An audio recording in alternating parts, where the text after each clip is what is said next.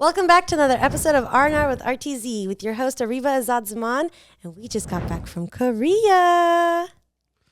This is Rahib Tizaman. I went camping, and I can tell you, I was not in Kansas no more. But I would do the sound, but it's too far away. This is your other host, Rahib Tizaman, and yes, we just got back from Korea, and I dyed my hair once again. I'm back to blonde, baby. You bleached it. In Korea. In Korea. It's Korean bleach now. And today, as of today, we are talking about Wicked, the movie. Woo! Yes, Areeba's favorite movie because it has Ariana Grande in it, and the sequel's coming out Friday, Thursday, and so best time to talk about the movie and everything surrounding it, and get ready for the sequel. Let's get into it.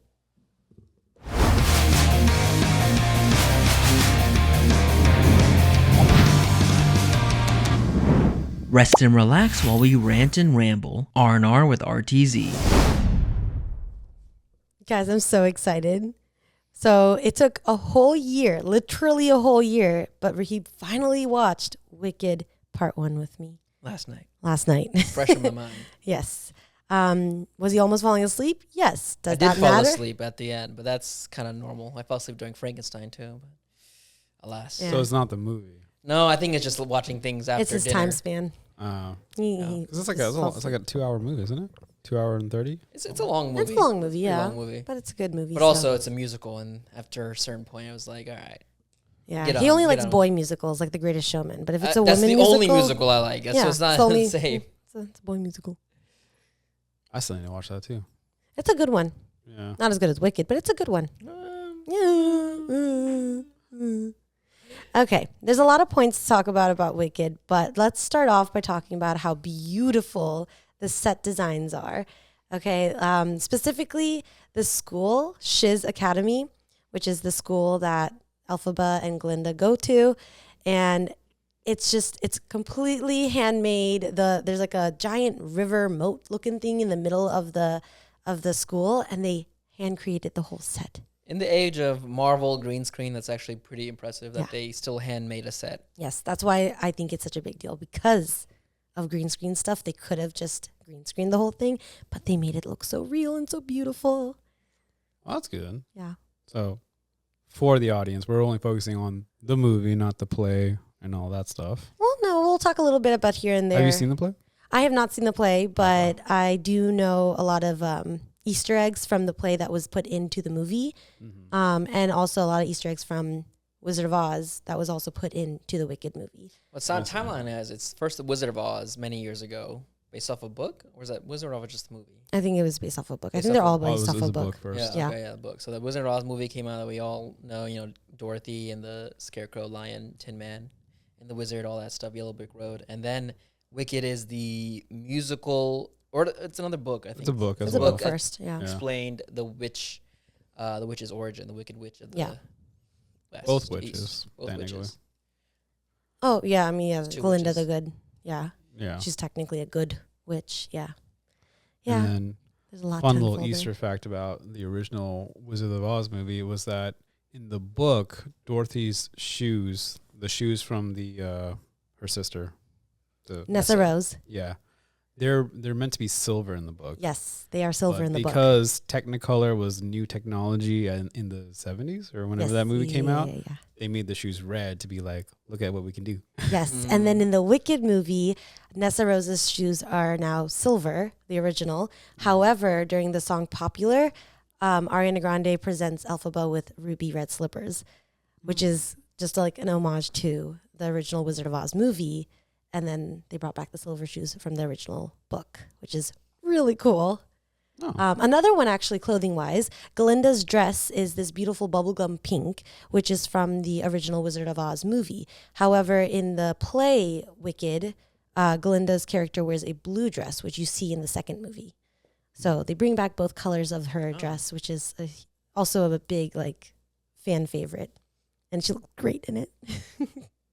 Oh. Tied it all together. Yeah, tied it all together. It's kind of cool that they put little parts of the play, the movie, all into this new movie. Yeah, they brought on the old actors too, because that play there's a play in when they get to the Emerald City in Wicked, where they're showing the story of how the Wizard of Oz became the Wizard of Oz, and it's performed by the original actors of Elphaba and Glinda From the play, yeah. And one of them is also the voice of Elsa from Frozen. Yeah.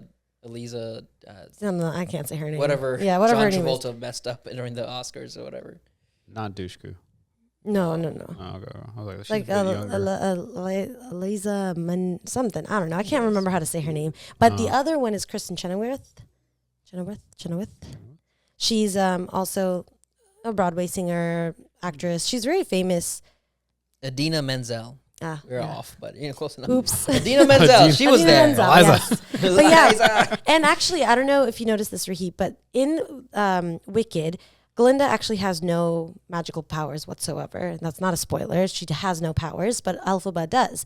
And you'll notice that there's a few parts in the play, and I think in the second movie, where Glinda's trying to like do magic, and Elphaba's like, "Oh, let me help you. Oh, I got you." So in the little song play thing that was performed in the Emerald City in the first movie by the original actresses, they have these fake wands, and the girl who played Elphaba, hers lights up normal as whatever, and the girl who played Glinda, it wouldn't light up until she tapped it on Elphaba's wand, and then it lit up.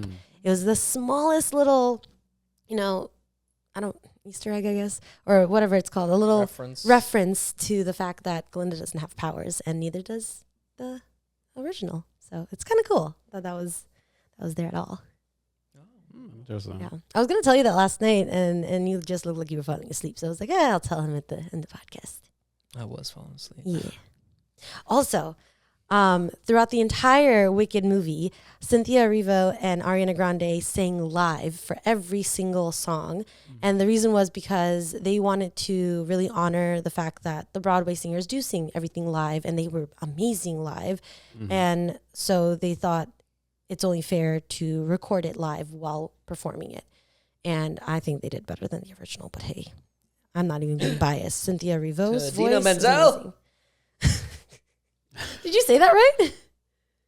That time. Nice. That time. Very good. Yeah. What else? There's so many things. Well, we started with the Shiz Academy thing. Yeah. So the Academy is in Emerald City, isn't it? It's not. It's actually in the world of Oz. So the land is called Oz.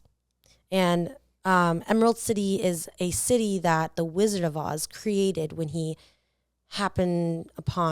landed in Oz. Right. He showed up in some hot air balloon, and someone didn't watch the James Franco origin story. He came in a hot air balloon. Yeah, that was it. There's oh shoot, I forgot. There's the tornado thing too. So the girl, the lady who plays Madame Marble, what's Marble. that? Marble. What's horrible, but with the M. What's the actress's name? Michelle Yeoh. Michelle Yeoh. So first of all, great person to cast as that role. She's a hidden villain throughout the whole first movie. Not so hidden. It's another Easter egg because her name is Morrible. It's supposed to be. It's very obvious that it rhymes with horrible. So that's like okay. I'm not gonna lie, I didn't catch that until right now. Dun dun dun. Not paying attention to her. Let's be real. But her role is pretty funny because she basically bashes on Glinda the entire time. And from what I've heard in some interviews, she's even meaner in the second movie to Glinda. But it's comical, the way she's just so straightforward. She says to her, I don't have any faith in you. I don't believe you can do any sorcery. For your sake, I hope you do well, but I don't think you'll do well. She'll whisper, she's just so mean, but in a funny way to her. Wow, you can say she's horrible. Wow. And Glinda's the one that starts with magical ability, not. She doesn't have any ability. She wants, The Wicked Witch. She has everything. She's got the powers. Yeah. So Elphaba is born with powers. Because she's a secret love child from the wizard. Yes. But the wizard doesn't have powers either. Which is why she's green. She's green because of the bottle. Well, people say she's green because of the bottle that her mom drinks right before doing it with what we think is the wizard. What was in the bottle? Some sort of elixir that the wizard gave her. Yeah. We just don't know what's in the bottle. And it could be in the second movie, but I have no idea at this moment. I think it's in the book too. Yeah, so it must be in the second movie. I just don't know on purpose because That's how the spoilers. That's the differentiation between her and her sister. Yeah. So her sister, Nessa Rose, is the biological daughter of her...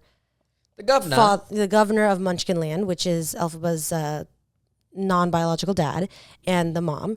But what happened with Nessa Rose was the dad was so scared that she was going to turn out green that she made Elphaba's mom eat milk flowers, which I guess they thought would make her light-skinned or not turn green or whatever. But the milk flowers ended up making Nessa Rose come early, and her legs just didn't develop, and so she ended up being disabled. Oh. And Elphaba blames herself because she came out looking green, and because of her mom had to keep eating it, and yeah, it's a whole thing.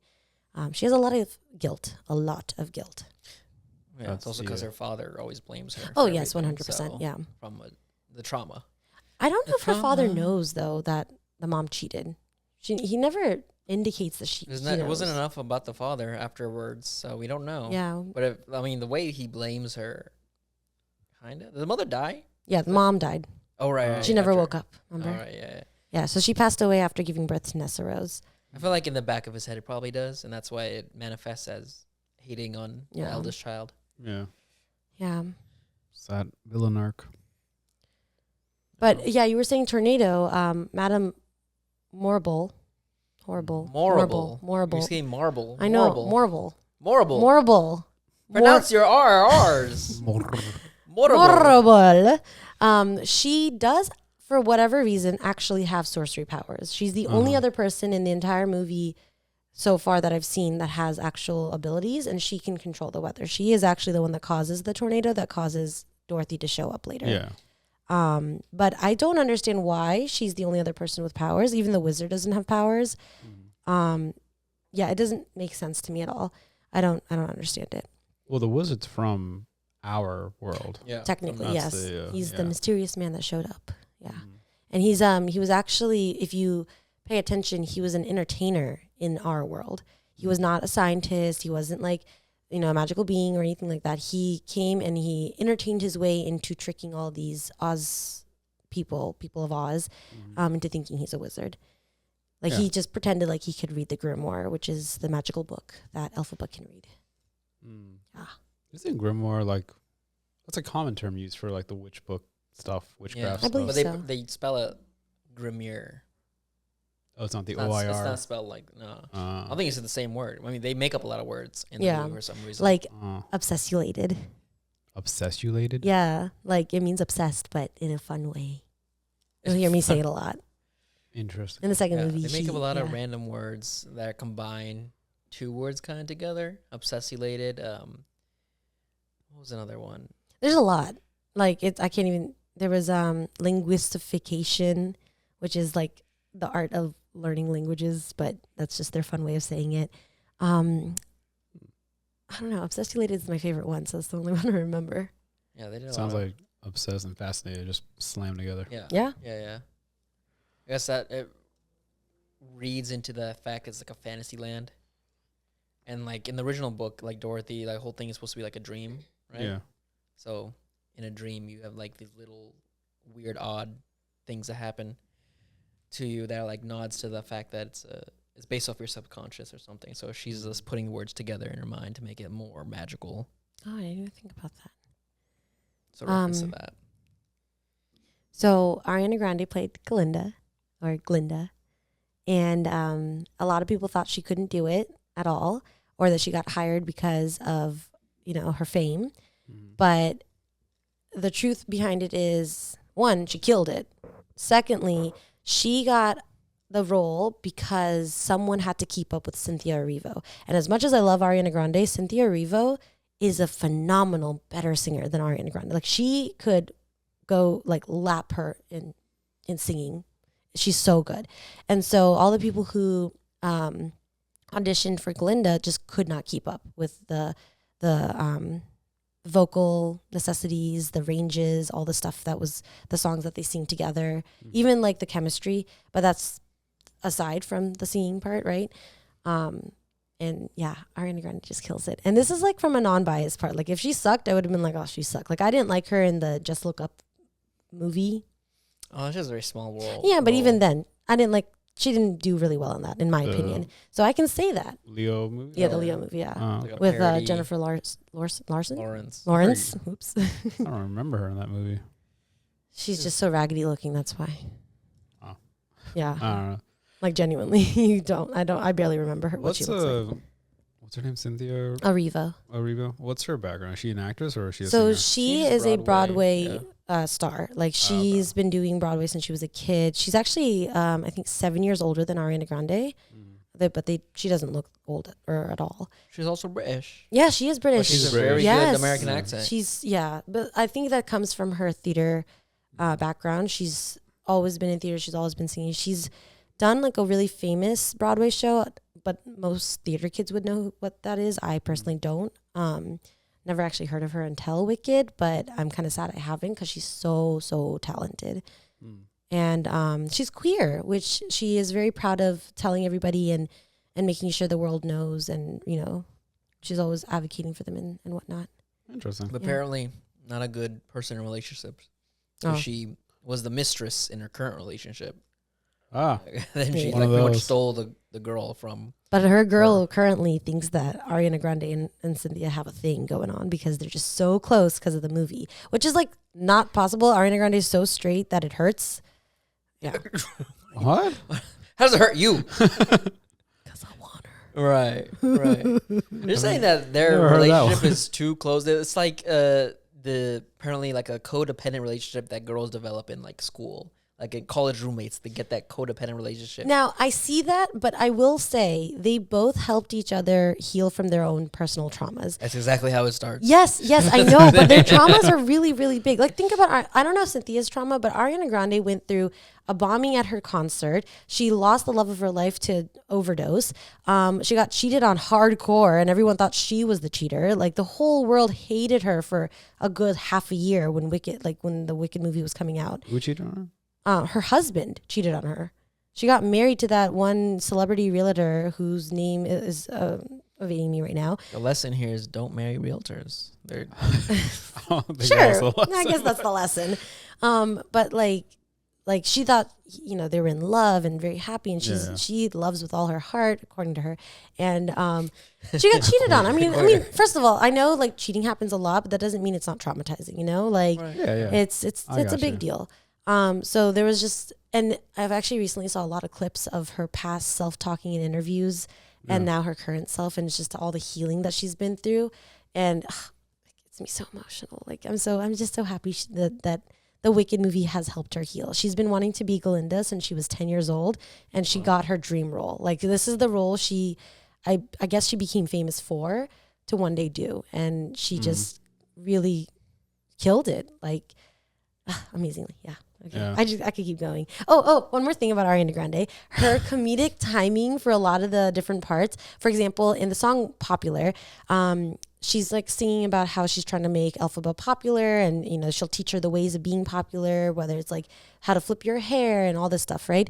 There's a part in the song where she says all these people who, you know, they have knowledge and they communicate, but what were they? And Elphaba says popular, and she goes, "That's right!" And she like slams the counter, and it's like the most iconic part of that song, and everyone like quotes it and made so many TikToks about it during when that movie came out.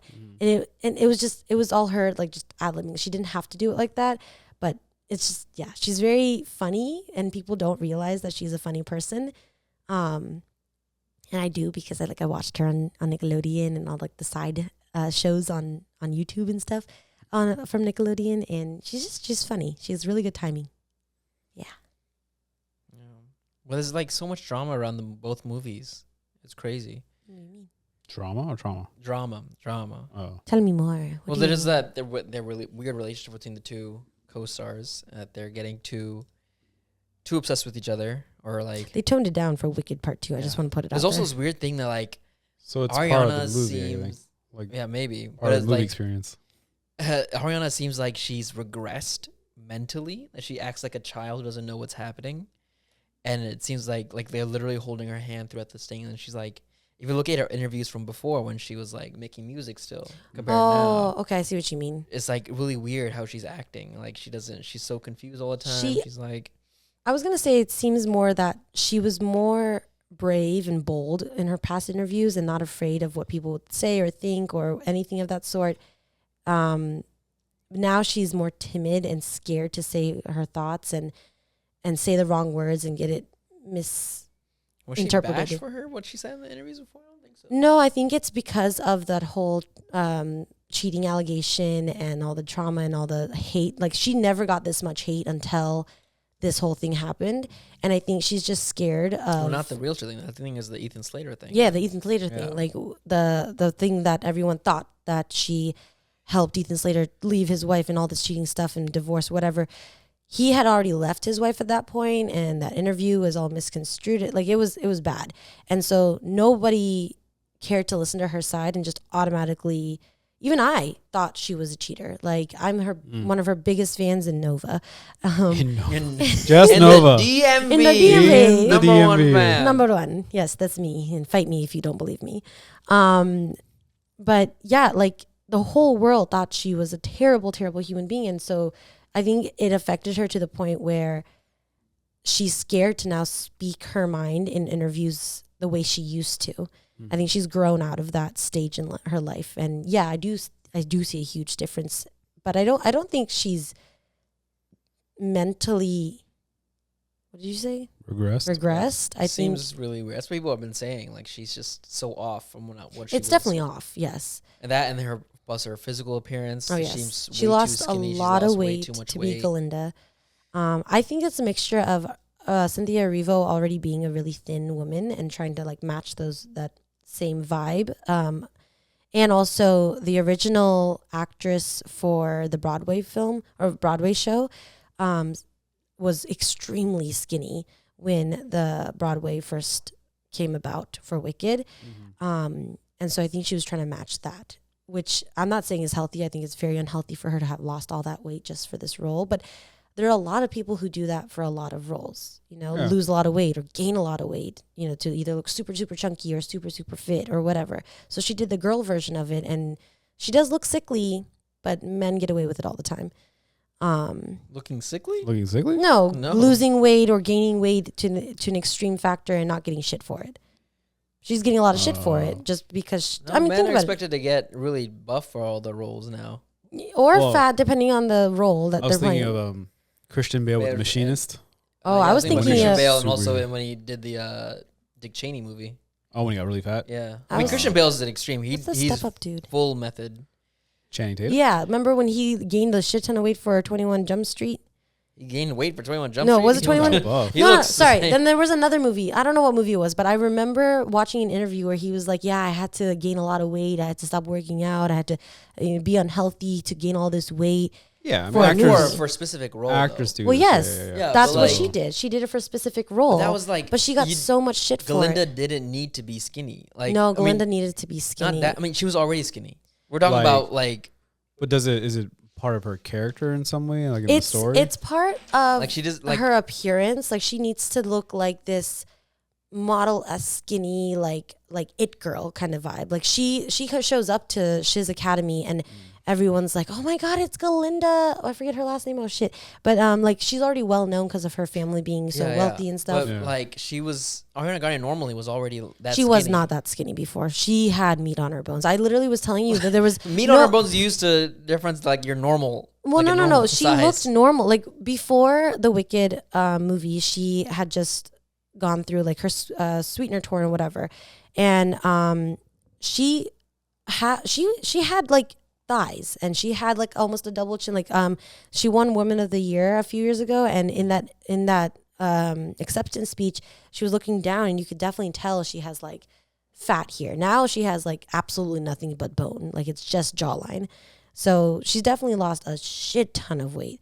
However, she has come out into interviews saying like, yes, my body has changed, but my mental health has has gotten so much better. And I think it's not because of the weight that she's gotten better mentally, but I think it's just going through the process of the Wicked movie and being around people who are genuine and whatnot has healed her mentally. And she's just...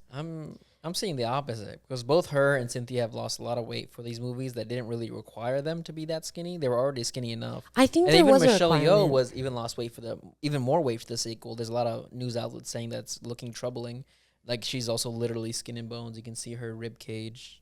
I mean, I'm not disagreeing. Yeah, it is worrisome, but I think there was something about the Wicked movies that they had to lose weight. That's the thing. Like, why is that? And there's also people are coming out against the director, John M. Chu, saying that he's doing, like, there's some kind of drama there. It could be because of him. I don't know. I can't find it online, but it's like I saw some few tweets saying like the actors aren't even talking to the director, like, when they're doing their press tour. Like, there's some tension between them. Well, there is a big tension with the girl who plays Nessa Rose. I think her first name's Marissa. So let me backtrack a little bit. A few weeks ago, there was a Peacock and NBC live showing of Wicked. I think it's like One Good Night or One.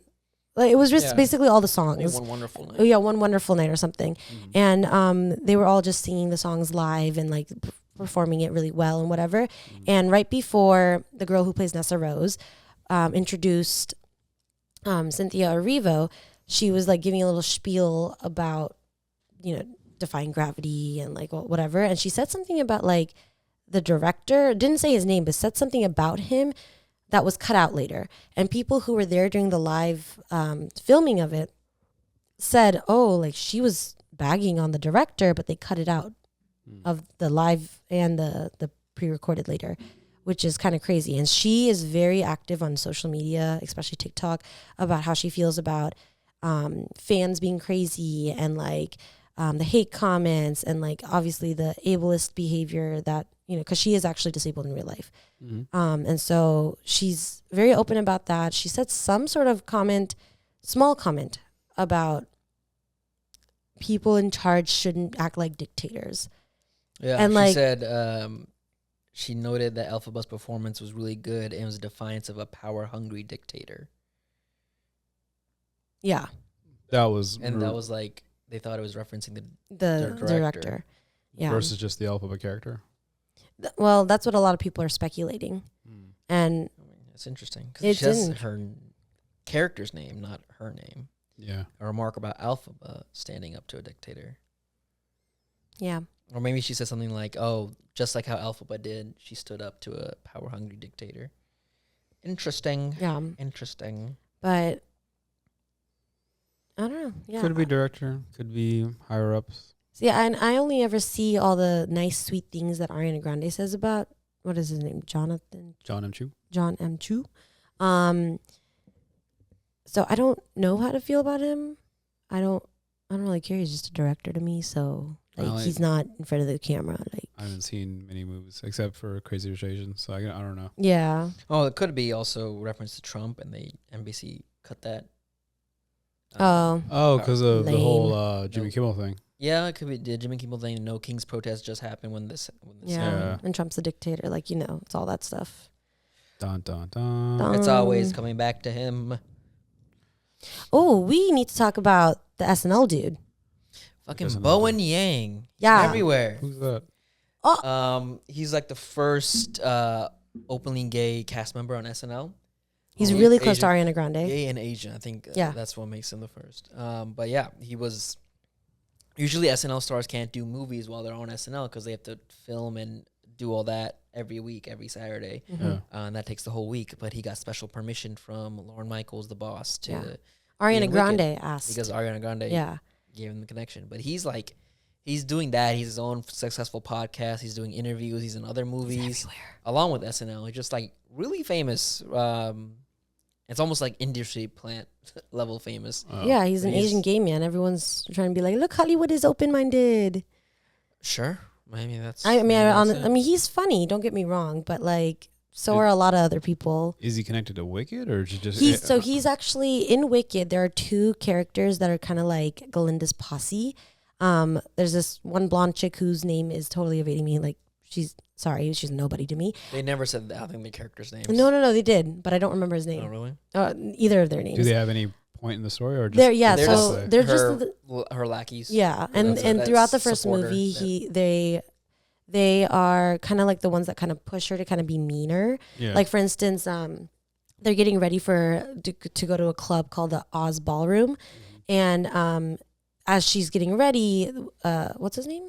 Bowen Yang. His character brings out a really ugly hat. From her closet. Ariana's closet, and she's like, "Oh, it's a gift from my grandma. I hate it, but I kept it because it's hers. Yeah, I wouldn't give it to anyone because I don't hate that much." Yeah, and then he's like, "What about your roommate?" Yeah, and she's like, "Oh yeah." So she gives the gift. Yeah. To Elphaba, who sees it as a sincere gift. She's like, "No one's ever gifted me before. Oh my god, blah blah."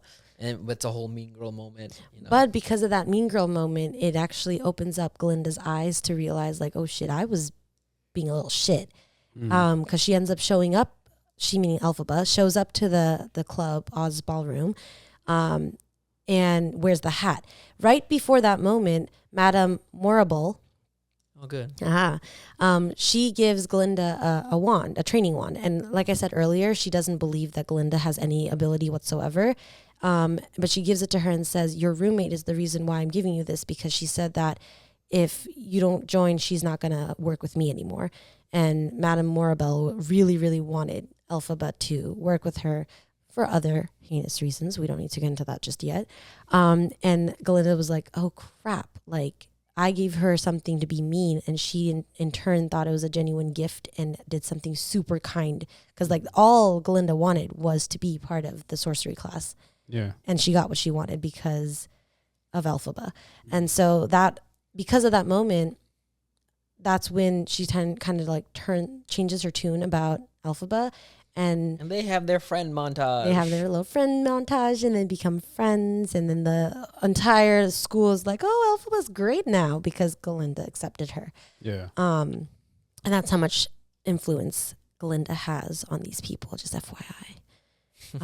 Which is what then later turns her into a icon to everybody, almost like an idol. And she learns later in the second movie to use that power for good, but for now, spoilers. But right now, not so much. Yeah. So far, it sounds like she's going through the villain arc, but she's not. Yeah, it's more like a... Because Glinda was like, she was a mean girl for the most of the movie because it's a college setting, essentially, for the movie. Shallow. So she's this shallow, rich, popular girl. Mm-hmm. She doesn't want to, like when the Jonathan Bailey's character comes in as the love interest, as the heartthrob, she's immediately like, all right, let me throw myself at him. Mm-hmm. Yeah. And he's going to be mine, blah, blah, blah, just because he's a prince. So obviously I have to marry him and stuff. Mm-hmm. But then through Elphaba, she becomes nicer and I won't even say nicer. I think she has more depth in her. Like, she might still be a little mean in her own ways, but she has that caring. She's starting to see that caring ability and whatever. The whole thing with her name, Glinda to Glinda, there's a scene where she is in a classroom with Elphaba and other kids, and the goat is their professor. And in Oz, animals can speak. And the goat just can't say Glinda because of his goat accent, I guess you could say. His goat scent?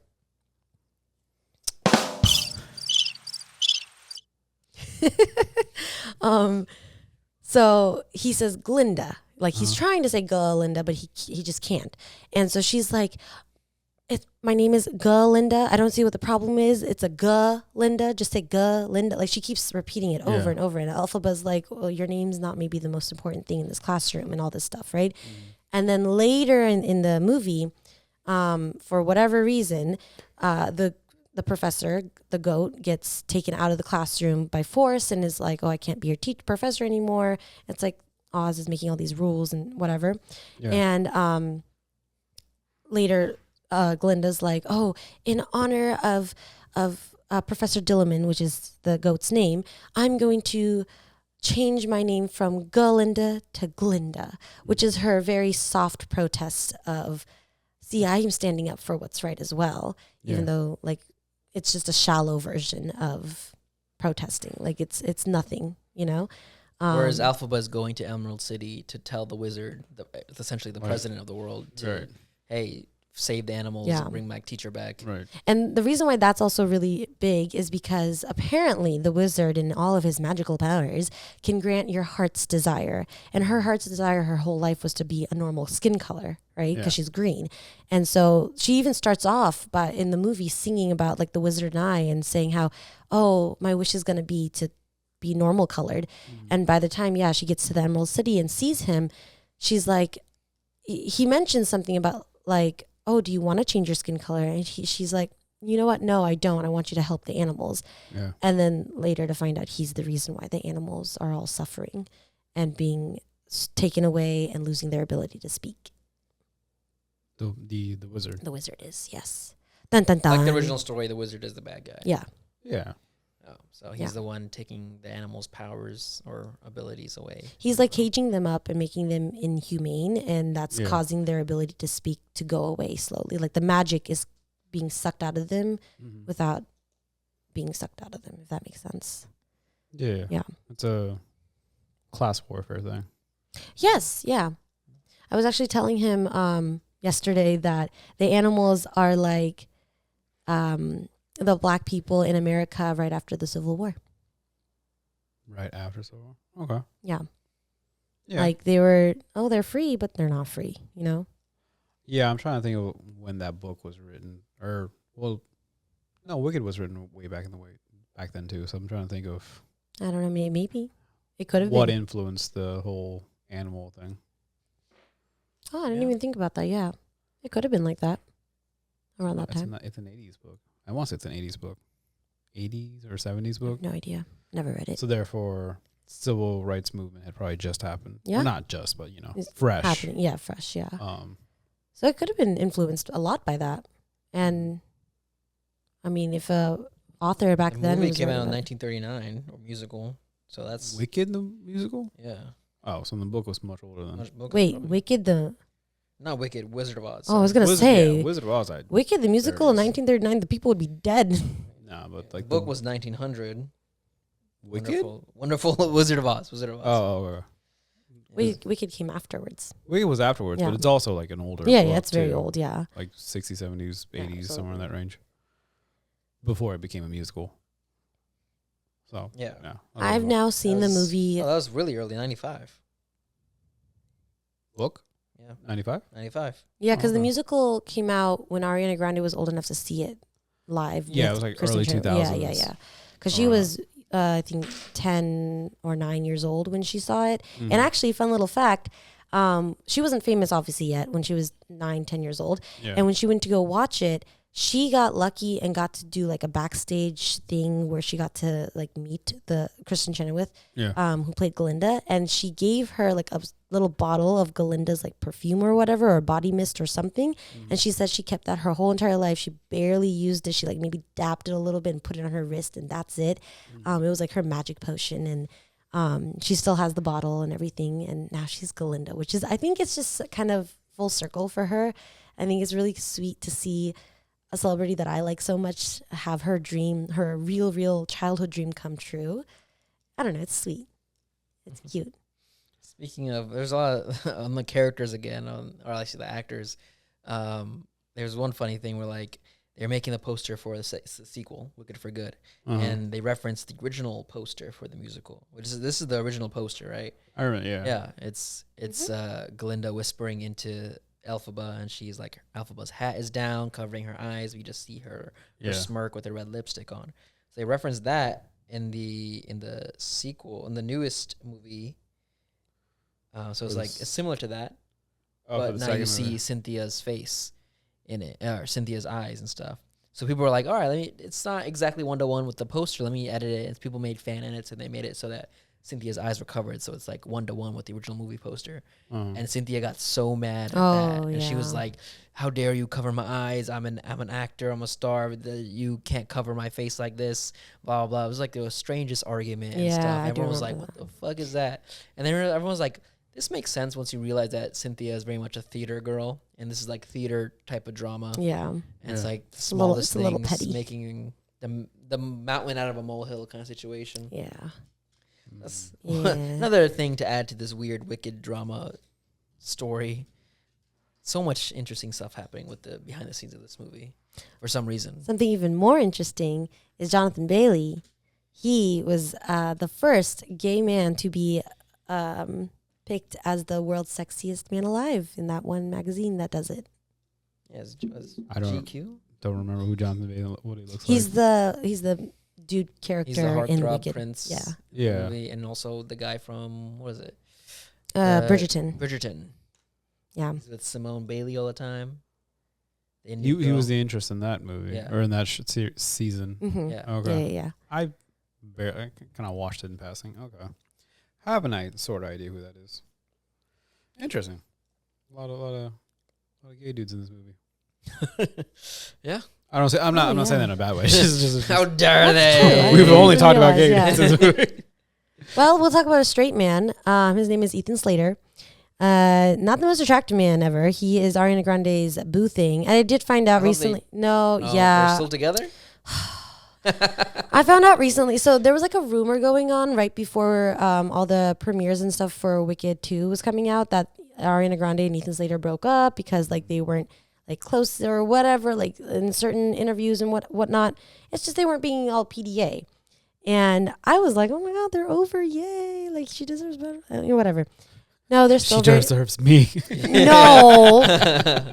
No. But apparently a very close friend who I think is Courtney, let's be real, and I'll explain who that is in a second. Kardashian? Absolutely freaking not. God, absolutely. Damn. Actually, this Courtney is a nobody in a good way. And I'll explain in a Fuck you, second. Courtney. No. Get famous. Courtney. Oh my gosh. Anyways, an insider source said no, they're still together. They're going strong. They're just not being all like lovey-dovey, touchy-wutty, whatever during these Wicked premieres because it's not about them. It's about the movie, which makes sense. Like that's fair. And he's also not like the biggest role compared to her. And yeah, he was a really small role. Yeah, I mean, he comes back. He comes back in the second movie. And spoilers, he's in the movie too. Yeah, he's in the movie. He's plays a character called Bach, and he's Nessa Rose's love interest, which is Elphaba's sister. Yeah. So he is a significant part in the movie because it shows Galinda's mean girl side a little bit because he's very much obsessed with Galinda, and he's like, oh. I would love to take you to the ball, and she looks at Nessa Rose and tells him like, oh, someone would be my hero if they asked Nessa Rose to the ball. And he's like, oh, I could be your hero. I could ask her, and she's like, oh, that would be so good of you, which is like her way of tricking him into leaving her alone and going after someone else, but like not for the right reasons.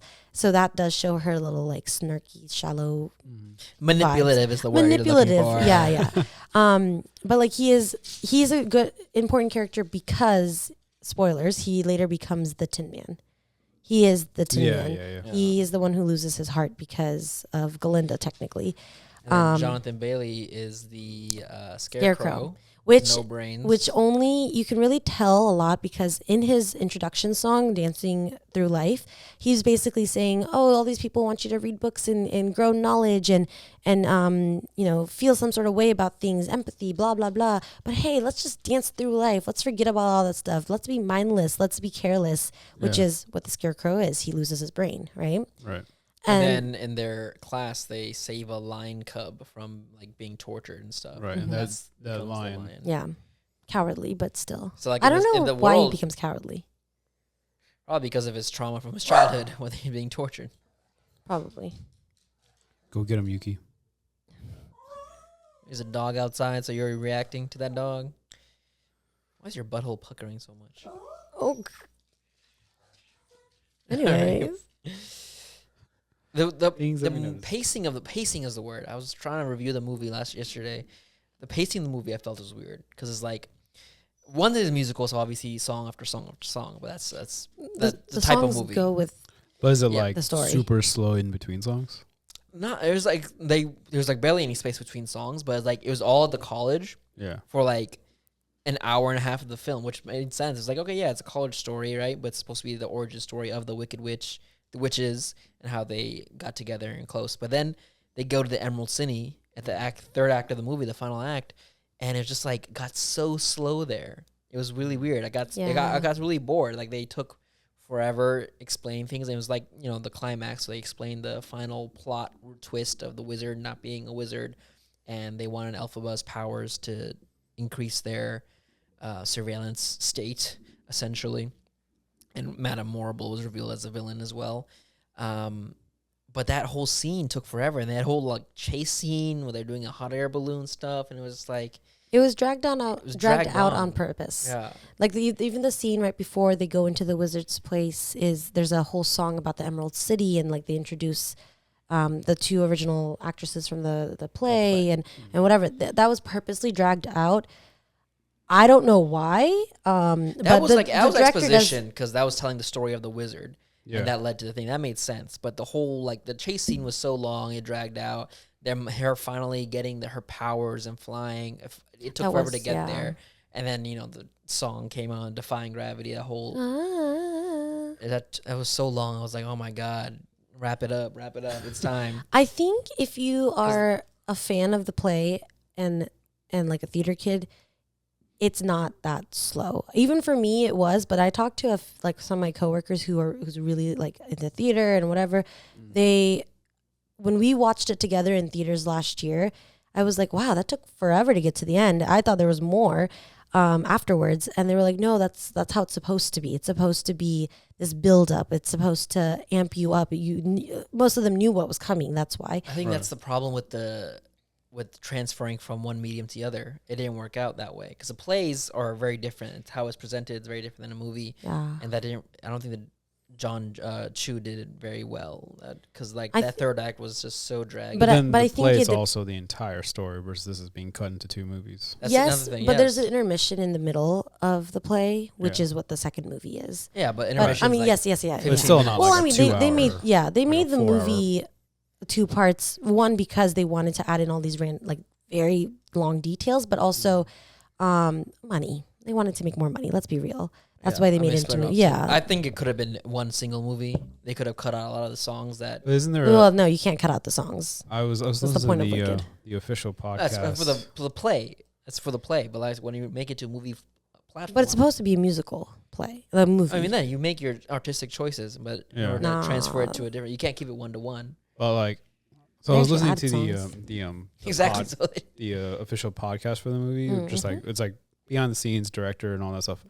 So isn't there a time jump in Wicked though? Like from the first act or first part versus after? Yeah, so the first part you're introduced to Glinda announcing that the Wicked Witch has been melted by water from Dorothy. Right. Well, and then you go back and you do the school part, but then the second movie, isn't that technically a time jump between first movie and second movie? I believe so, but I have not seen it, nor do I know the full. You haven't seen the movie that hasn't come out? Yeah, I haven't seen the movie. I haven't seen the play. I also haven't read the book. It feels like there's a time jump. I think that's what I was, when I was listening to the podcast today, I think that's what he said, was that like they shot both movies at the same time all together, but then they were like, because of the detail and the distance of the time and whatnot, it made sense to do it as 2 separate movies. Okay. It does make sense when they explain it like that, but it felt like there wasn't enough substance in part 1 for me to be interested. Like I watched the whole movie and it was like, that's it. I felt like it just got interesting. And now it's I think that's done. Because you don't know the play, and I think it's because you're not a theater. I do believe the people who've seen the play and know the storyline, they're like, okay, we know what's going to happen, but we want to see how they make it happen. Yeah. And they also add 2 new songs in the movie. And there's just so many like specific scenes that you see in the play that if you see it on the big screen, it's but I think that's a con of the movie as a downfall. Oh no, I definitely wish it was one big movie, 4 hours long. Hell yeah, they could make it shorter. Cut out the song. Well, see, but the whole point of the thing is that you need to bring in new viewers as well as keep the old ones. But that's But I can't agree with the cutting out the songs part, because the songs are what develops the characters. Like from the Wizard and I of Elphabas. But that's not necessary. You can just say that with regular dialogue too. Yeah, but it's which they did as well, because the whole like third act was but they did the whole exposition, which is talking. That's like saying let's watch The Greatest Showman with no songs. Like no, just less songs. You don't need, because you don't need songs, because the songs were really long exposition dumps. But I feel like if they got rid of some songs, the original fans of Wicked, which are a lot more than the the non-original fans, they would have to keep the original. Yeah, they would. You like you said, they added 2 new songs. They have to the next movie. Yes, songs. Yeah. They added 1 song in the first one, and they're adding 2 more songs. But I think the songs that they're adding also bring in deaths. For example, in the second movie, the 2 songs that they add is one for Glinda and one for Elphaba. The one about Elphaba explains why she's even trying to help the land of Oz that's been hating her since the day she was born. And she talks about like, the song is called No Place Like Home. And it's basically about how, yes, sure, these people, everyone here in this land hated me, but this is my home. And if I help them, maybe they'll love me. And, I still love this. It's like that national pride. People are like, oh, yeah, America. But like, for what reason, In that accent? Who's that, the kebab worker? The falafel employee? It's Kash Patel. America. Anyways, Valhalla. But like, you know what I mean? So that song's supposed to explain something that the play never explained. Yeah. And then the Glinda song is called Girl in the, in the Bubble. It's basically about how she's realizing like, I've been shallow my entire life. She's popping her own bubble and realizing that there's so much more good that she could do with the influence that she has. And that's also something that's not portrayed really well in the play, according to people who have watched the play. And those 2 songs, yes, it is an addition. Yes, it might make the movie longer, but it makes the character's development so much bigger. Yeah. So it seems like the first movie's more of a Elphaba coming into herself, I guess, as a story and whatnot. And the second movie's probably her transitioning into that Wicked Witch of the West thing. I think it's her, from what I can tell from the little spoilers here and there, I think it's more how she does help Oz, but yes, still remains as the wicked persona. The way is just propaganda, right? It's a wizard and Madame Horrible saying that she's an evil wizard, but in fact she's actually good. Yeah. And she's just being portrayed like that, so the public turns on her. Yeah, and that's why Glinda, knowing who she is and knowing that she's not actually wicked and what she's doing is actually for the good of Oz, she has this internal turmoil of, okay, well, I'm influencing all these people, but they're all being influenced into thinking that my best friend, who's actually good, is evil, but I have to pretend like she's evil or else I'm going to lose all of this influence that I already have. And it's just this whole back and forth in her brain and heart. And that's where she's supposed to grow as a person and pop her own bubble. Speaking of bubbles, we saw when we were in Korea, they had a special Wicked for Good pop-up store. Korea loves pop-up stores. Yes, they have so many pop-up stores for different things. But one of them was the Wicked one, which was pretty cool. It's why we went. It's not why. No, it's not why we went. One of her itinerary items. Listen. I just want to say, I didn't know it was happening until after we booked our tickets, and it was kismet, as people would say. Yeah, but they had a bunch of different scenes from the movie set up, so you can just go around the different rooms and take pictures and stuff. Yeah. They had the bubble that lights up with the foot pedestal and stuff. They have Ariana Grande's wedding scene. It's a wedding scene? That's the butterflies. The butterflies you saw? She gets married to Fierro, Jonathan Bailey's character, even though he's clearly in love with Elphaba. So in love with her. Classic love triangle. Oh, absolutely. I heard there's a YouTube video that said there's a love trapezoid because of other... because of Bach as well. Yeah. Yeah, Glinda likes Fierro likes Cynthia likes Fierro, then Bach's over here liking Glinda, and Glinda's like, fuck off. It's a love triangle with a little tail. Yeah. For Bach. Well, it's not really even a triangle because it's just like this. So an arrow. Yeah. Or a long right angle. Yeah, the love triangle never makes sense unless it's actually... if Elphaba was in love with Glinda and Glinda was in love... They are. No. The rhombus. They're just very... Yeah, they're just very close and... Yeah. Sure. Nothing going on over there. Yeah. No. Not in the land of Oz. All right, so Can't wait to see Wicked 2. I know, I can't wait either. I have bought so many merch for Wicked 2. It's kind of ridiculous, and I'm so upset. It's crazy. Even Dunkin' Donuts got a little Munchkins tin. Well, I'm surprised they didn't do it last year because literally Munchkinland, the Munchkins, like Munchkin donut holes, like Dunkin' Donuts should have jumped on that last year. But yeah, so funny little story. So Dunkin' Donuts has these little Munchkin tins, and the day it came out, I went to Dunkin' that morning and said, "Oh, let me go get like a tin and for myself because it's Wicked." And I was like, "Oh, there's 10 in them. I have 17 students. Let me get a second one so they can have enough Munchkins." Did I need to get the second tin? No, but I did. And then I come home and he got me a tin too. So now I have 3 tins. And I'm really happy. Tins. Wow. Yeah. I went to the Dunkin' in the morning before work just to get coffee, and I saw the tin in the drive-through window. I was like, "Oh, Areeba will like this. Let me just get that for her as a surprise." So I know. Nice. Yeah. And then I come home and I walk down to this island and I see the damn Munchkin tin on there. I was like, "No, this girl did not already get one on the same day. It's not even 24 hours. We both got it within like an hour apart." And then I learned that she bought 2 of them. Yeah. So now there's 3 Munchkin tins. Yeah. So I'm going to give one away at school, like as a prize to my students. And then this is also really sweet. He offered to watch the Korean version of Wicked Part 2 in Korea with me. It was already out in Korea. Yeah, it's already out in Korea. Oh, Wicked 2's out. Yeah. Like there's a few countries who already have it out. Actually, today is the Amazon Prime members' day to go watch it in America. So technically I could have gone today. Oh, if you're an Amazon Prime, you can go special screenings. Mm-hmm. Yeah. Interesting. And I could have gone, but I'm going with my coworkers on Sunday, days after it comes out. But that's fine. It's fine. It's whatever. No one was free. I'm not going to just go by myself. I could have, but I didn't. So brave. I am so brave. I should have just gone today. Amazing. Anyways. But you would have missed this podcast. That's okay. I would have been watching Ariana Grande on the big screen right now, crying my eyes out. That's the other thing.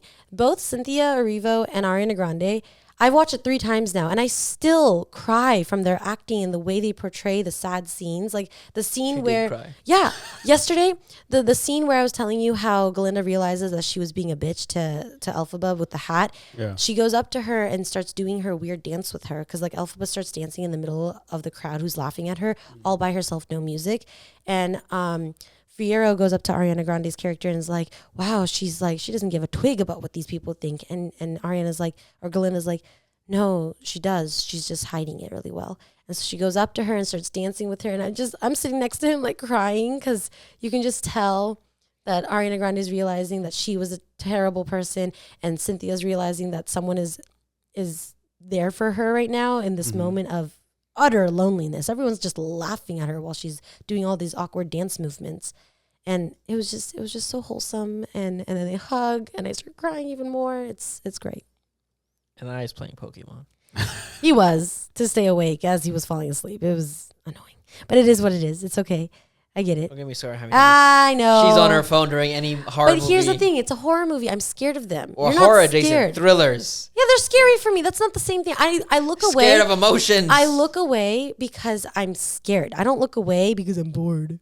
Okay, these scary movies are kind of interesting, but I'm not looking away because they're not interesting. I'm looking away because they're scary.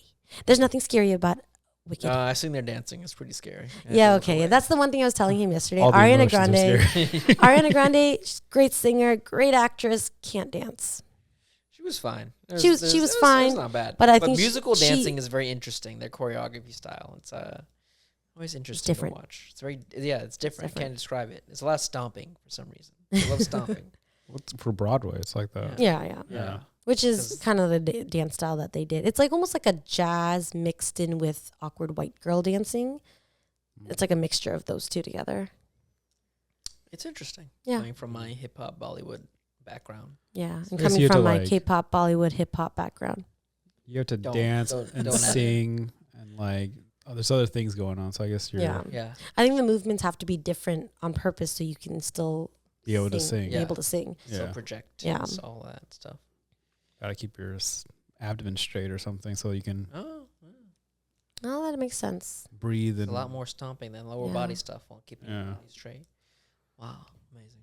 Something like that. Also, really quick, and you know how in the Wizard of Oz, the Wicked Witch has the flying monkeys? Yes. The flying monkeys originally are regular monkeys that are guards for the wizard. As regular monkeys do. Yeah. We should do that too. Yeah. We should be guarding the monkeys, but it's fine. But the wizard and Madame Morrible trick Elphaba into casting a spell that causes the monkeys to grow wings. Yeah. And that's where the birth of the flying monkeys come in.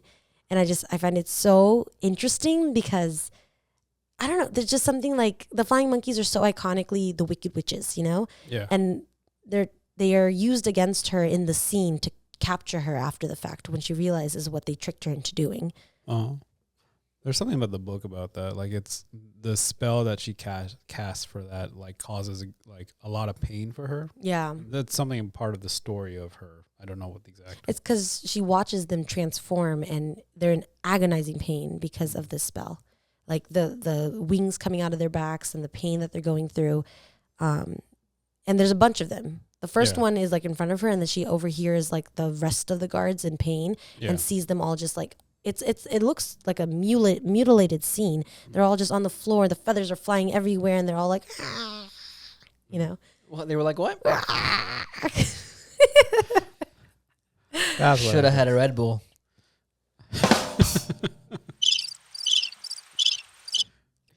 Hater. All right. With that being said, go watch Wicked 2 coming out this Thursday, November 20th. I don't know why she whispered that. I had to make sure. Yeah, she had to count her days. I think it's Thursday or it's Friday. I think it's like Thursday night. Yeah. Yeah. So, yes, Thursday night. Yeah. It's going to be so good. Oh, that's it for today's podcast. What do you mean, go watch the movie. Again, for the fourth time. Actually, I do have some friends that want to come over on Sunday to watch it before we go to watch the second one. That's disgusting. Yeah, why would you do that? Happen. That's like 6 hours of your life pre-game watching movies. Pre-game Wicked. It's a pre-game Wicked. Yes. Wicked.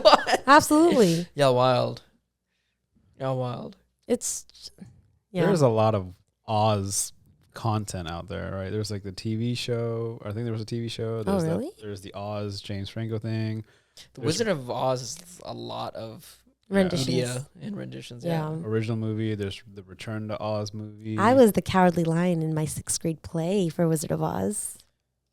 Just saying, I could have played the Cowardly Lion. Could have been okay. I could have been in the movie with her. Yeah, all right. Interesting. Now, I will say this right now: would I have gung-ho-ly, so excitingly watched the movie if Ariana Grande wasn't Glinda? No. Do I think I would have still enjoyed it? Yes. Because the movie itself, I think, was still really, really good. I don't think you would have watched it. No, I would have definitely watched it. Ariana wasn't in it. No, I think I would have watched it, but not in theaters. I think I would have waited for it to come out in streaming platforms because I've always liked the song. That's a pretty good no. Then I've said I've watched a lot of movies on streamers. No. I think I would have only because Ariana Grande came out with a song called "Popular." Not the same version, but it was like a homage to that song, and I was like, oh, I really want to hear the original, and I never did. And so I think I would have still watched the movie, just not like as the way I'm excited. What if Glinda was played by Victoria Justice? Who's that? Victoria Justice can't sing. It's what Ariana fans think her rival is. Not even a little bit. From back in the day, because they're both stars on their Nickelodeon show where they were discovered. And there's a Victoria Justice was the main character. And there's a really funny meme of where like they're getting interviewed, and everyone's like, oh, who likes to break out into music? Who likes to sing a lot? And everyone's like, oh, Ariana Grande. And Victoria Justice is like, we all sing. She gave a diplomatic answer, and everyone's like, oh my God, no. Obviously, Ariana no, she said it with a little snark. I saw the interview. It wasn't. Right. I saw the interview too. I heard the snark. No, that was the start of it. Well, it's funny because she made a joke, a very recent TikTok, I think last year, but like still, like it's been years since that meme. Yeah. But she made a TikTok about that specific interview. So I think she thinks it's funny now. Nah, but they're definitely not close. After she's massively famous. Oh, wait, I never talked about the Courtney thing really quick. So her best friend. Kardashian. No, absolutely the goddamn no. Ariana Grande has a best friend. She has 2 best friends who are kind of like nobodies in the celebrity world, which is like, it's just fine. like non-celebrities. Okay, they're you don't nobodies. have to say nobodies. They're nobodies. Fucking losers. but it's funnier that way. Anyways, her best friend's name is Courtney, and Ariana Grande has the word court on her knee. Tattooed? Yeah. Painful. Courtney. Wow, that's as bad as her other. Like tattoos. It says court, and then it's on her knee. Courtney. I get it now. Okay. It's. I think it's kind of punny. If I had a friend like that and I was that close to them, I'd be like, "Ooh, let me do that." No. That's the only one I could think of that works. Courtney. Yeah, I don't know. I guess so. It's just fun. I mean, she has like the stupidest tattoos ever, so like that one makes sense for her, and it's hilarious. That means they airbrushed her knees.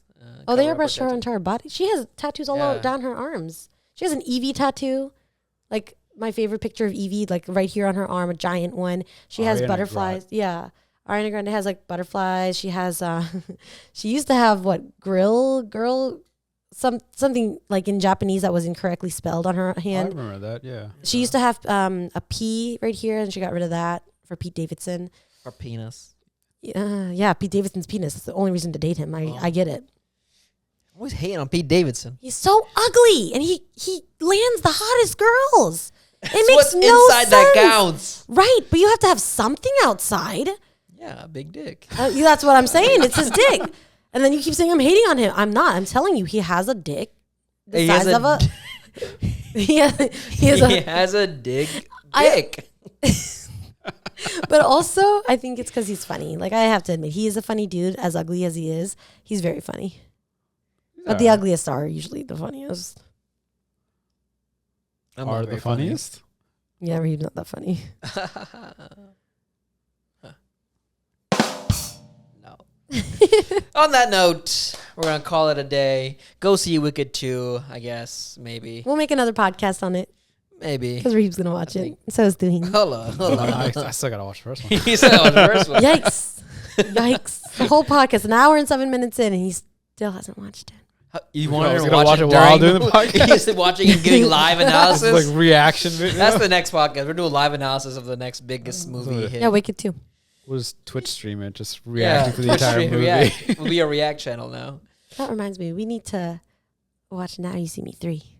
Oh, yeah. I love those movies. Yeah, those movies are really good. Also haven't seen those. What? Right. Well, good thing they're on Netflix, all two of them. So All two of them. It's 3 movies is a lot of movies, actually. All right. Thanks for watching and listening, guys. And we'll catch you guys after Wicked 2, apparently. I got extensions. Woo! Hey guys, Rahib here. Thanks for watching this video. Please subscribe to the channel, hit that bell button to get a notification whenever there's a new video. If you want to support the channel, check out the merch shop, as well as the Buy Me a Coffee page and the Patreon page to get monthly benefits such as exclusive BTS content, unedited podcasts, and early access to all the videos. All the funds help grow the channel and keep it afloat, so any and all help is appreciated. All the links are in the description, and I'll see you guys next time. Because